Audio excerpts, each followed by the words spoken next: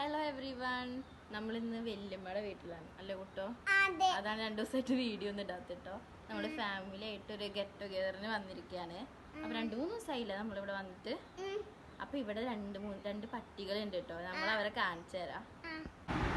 അപ്പോൾ ഫസ്റ്റ് ഇവളാണ് കേട്ടോ. ഇവളാണ് നമ്മുടെ ദീപക്കുട്ടി. ഇവളുടെ ബ്രീഡ് വരുന്നത് അമേരിക്കൻ ആംസ്റ്റഫാണ് കേട്ടോ. നോക്കിടി, ഇവളിങ്ങനെ കിടക്കുള്ളൂ കേട്ടോ. നമ്മൾ എത്ര കൊഞ്ചിച്ചാലും ഇവൾക്കൊരു റിയാക്ഷൻ ഇല്ല, ഇങ്ങനെ കിടന്ന് തരും. പിന്നെ അടുത്ത് നമ്മുടെ അമേരിക്കൻ പിറ്റ്ബുള്ളാട്ടോ. ഇവൻ ഭയങ്കര ഉറക്കാണ്. അല്ലെങ്കിലും ഈ പിറ്റ്ബുൾസൊക്കെ രാവിലെ കുറച്ച് സൈലൻസ് ആയിരിക്കും കേട്ടോ. കാരണം വൈകുന്നേരം അവരാണല്ലോ ഡ്യൂട്ടി ഫുള്ള്. ചുരുക്കി പറഞ്ഞാൽ ഒരു കിങ് ഓഫ് ഡോഗ്സ് എന്ന് തന്നെ പറയാം നമ്മുടെ പിറ്റ്ബുള്ളിനെ. പിന്നെ ഇവരുടെ 2 പേരുടെയും ഫുഡ് ഷെഡ്യൂള് പറഞ്ഞിട്ടുണ്ടെങ്കിൽ റോയൽ കാനിനും പെഡിഗ്രി ഒക്കെ മിക്സ് ചെയ്തതാണ് കേട്ടോ 2 നേരം. പിന്നെ ഉച്ചയ്ക്ക് പംകിന് ചിക്കൻ കൂടി വേവിച്ചതാണ്. പിന്നെ ഇവർ 2 പേരായാലും ചെറുപ്പം തൊട്ടേ തന്നെ ഞങ്ങളെ നല്ല പരിചയമാണ് കേട്ടോ. ഞങ്ങളെപ്പോഴും കാണുന്നതുകൊണ്ട് തന്നെ ഇവർക്ക് അങ്ങനെ പ്രത്യേകിച്ച് നമ്മൾ പുറത്തുനിന്നുള്ള ആൾക്കാരെ കാണുന്ന പോലെയൊന്നുമില്ല. നല്ല കാമായിട്ടാണ് ഞങ്ങളോട് പെരുമാറുക. മറിച്ച് പുറത്ത് ഉള്ളവരോട് അങ്ങനെയല്ല കേട്ടോ. ആരെങ്കിലും ഗേറ്റിൻ്റെ അവിടേക്ക് വന്നാൽ കുറച്ച് ഭയങ്കര ബഹളമാണ് അവർ. പിന്നെ ഞാൻ എപ്പോൾ ചെന്നാലും ഇവരെ 2 പേരെയും നല്ല കൊഞ്ചിക്കണോണ്ട് റാംബോന് എന്നോടൊരു പ്രത്യേക ഇഷ്ടമാണ് കേട്ടോ. അപ്പോൾ അവൻ ഫുഡൊക്കെ കഴിച്ച് കഴിഞ്ഞപ്പോൾ അവൻ്റെ റോപ്പ് എടുത്തുകൊണ്ട് എൻ്റെ കയ്യിൽ തന്നു. അവൻ എന്നും കളിക്കണ റോപ്പാണ് കേട്ടോ അത് അവൻ ഇങ്ങനെ കുഴന്ന് തരും അവനെ കളിക്കാൻ തോന്നുമ്പോൾ. അപ്പോൾ നമ്മളതിങ്ങനെ ഹൈറ്റിൽ പിടിച്ചു കൊടുത്തിട്ടുണ്ടെങ്കിൽ അവൻ ചാടി പിടിക്കും. എത്ര ഹൈറ്റിലാണെങ്കിലും അവൻ ചാടും കേട്ടോ. നല്ല ഹൈറ്റിൽ ചാടാറുണ്ട്. പക്ഷേ എനിക്ക് പറ്റാത്തതുകൊണ്ട് കേട്ടോ ഞാൻ അത്ര കുറവ് ഹൈറ്റിൽ പിടിക്കണേ. നമ്മൾ നല്ല ഹൈറ്റിൽ പിടിച്ചിട്ടുണ്ടെങ്കിൽ അവൻ ചാടും. പക്ഷെ ചാടി വലിക്കണ ആ ഒരു ടൈമിൽ ഭയങ്കര ആരോഗ്യമായതുകൊണ്ട് തന്നെ നമ്മൾ വീഴും. ഞാൻ നല്ല ഹൈറ്റിൽ പിടിച്ചു നോക്കിയിട്ടോ. പക്ഷെ അവൻ ഭയങ്കര ഹൈറ്റിൽ ചാടുമ്പോൾ എനിക്ക് താങ്ങാൻ പറ്റുന്നില്ല. അവൻ്റെ ആരോഗ്യം ഞാൻ മൂക്കും കുത്തി വീഴും. അതുകൊണ്ടാട്ടോ ഞാൻ കുറച്ച് താഴത്തേക്കാക്കി പിടിക്കണേ.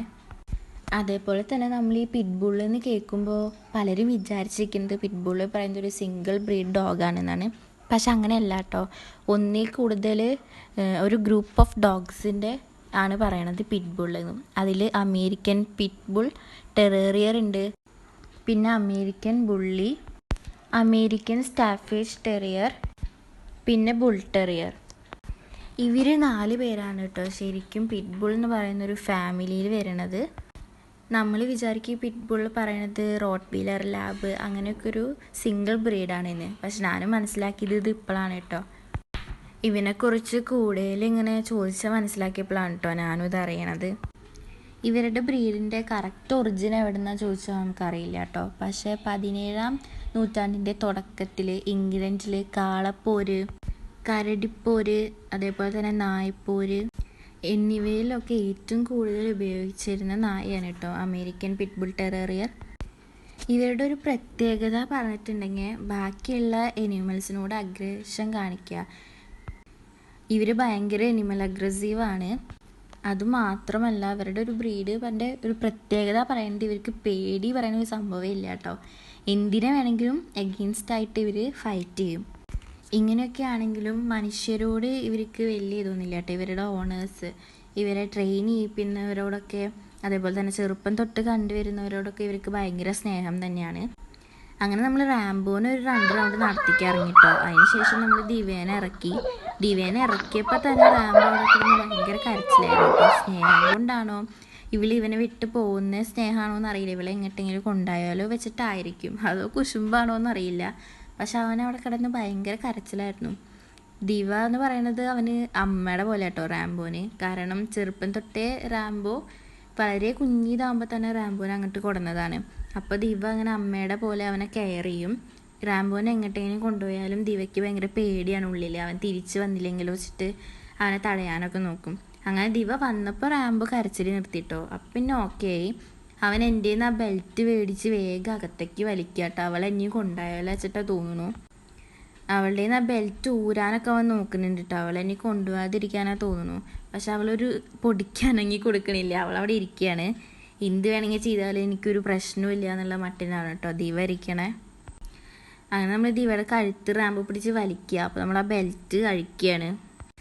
അങ്ങനെ നമ്മൾ ദിവൻ്റെ ബെൽറ്റ് ഊരിട്ടോ. റാംബോന് സമാധാനം ആയിക്കോട്ടെ വെച്ചിട്ട്. ഇനി അവളെ എങ്ങോട്ടും കൊണ്ടുപോയില്ല എന്ന് അറിഞ്ഞപ്പോൾ അവൻ്റെ ശ്വാസം നേരെ വീണുകൊണ്ടാണ് തോന്നണേ. എന്നിട്ട് അവൻ വീണ്ടും ആ റോപ്പ് എടുത്തോടന്ന് കളിച്ചു കേട്ടോ. അവൻ കുറച്ച് വെള്ളം കുടിച്ചിട്ടുണ്ടായിരുന്നു. അപ്പോൾ വായയുടെ ചുറ്റും വെള്ളമായത് നക്കി വൃത്തിയാക്കി കൊടുക്കാൻ കേട്ടോ ദിവ. അവന് ക്ലീനിങ് ഒന്നും വലിയ ഇഷ്ടമല്ല സ്വയം ചെയ്യാൻ. അപ്പോൾ ദിവയാണ് കേട്ടോ അവനെ ക്ലീനാക്കി കൊടുക്കുക എപ്പോഴും. ഇവനിങ്ങനെ ഓരോ ചളിയിലൊക്കെ ചെന്ന് ഉരുണ്ടുമ്പോൾ ദിവ വേണ്ടാന്ന് പറയണോന്ന് അവനെ എണീപ്പിച്ച് കൊണ്ടുവരും. അങ്ങനെ അവൻ റോപ്പ് എടുത്ത് കൊടുന്നപ്പോൾ ഞങ്ങൾ വീണ്ടും കളിച്ചു. അപ്പോൾ കുറച്ച് നേരം കഴിഞ്ഞപ്പോൾ അവൻ റോപ്പൊക്കെ എടുത്ത് വെച്ച് കിടന്നു കേട്ടോ. കുറച്ച് വെള്ളമൊക്കെ കുടിച്ച് കിടന്നു. അവൻ കളിച്ച് വയ്യാതെയായിരുന്നു. അപ്പോൾ പിന്നെ ഞാനും നിർത്തി. അപ്പോൾ ഇതാണ് നമ്മുടെ റാംബോൻ്റെയും ദിവൻ്റെയും വിശേഷങ്ങൾ. അപ്പോൾ നമുക്കിനി അടുത്ത വീഡിയോയിൽ കാണാം. Thanks for watching.